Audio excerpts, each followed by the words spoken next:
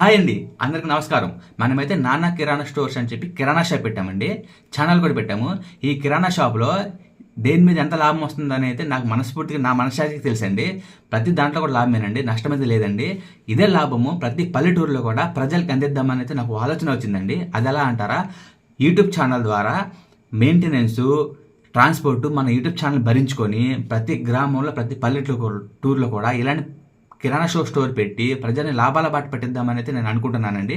కానీ నాకు కొంచెం సబ్స్క్రైబర్లు అవసరం అండి. సబ్స్క్రైబర్ల కోసము మా ఊరి కింద ఒక 35 ఊర్లు ఉన్నాయి. ఆ ఊర్లు ప్రతి వారానికి 2 గ్రామాల్లో క్యాంపింగ్ పెట్టి ప్రజలకి నిత్యావసర సరుకులపైన అవగాహన కలిగిద్దామని అయితే నేను అనుకుంటున్నానండి. మన షాపులో పాలు, గుడ్లు, నిత్యావసర సరుకులు, కూల్ డ్రింకులు, మనీ ట్రాన్స్ఫర్, ఫోన్పేలు ప్రతి ఒక్కరు కూడా హోల్సేల్ రేటుకే ప్రజలకి అందిద్దాము మన ఛానల్ ద్వారానైతే నేను అనుకుంటున్నాను. నాకు మీ సబ్స్క్రైబ్ కావాలి.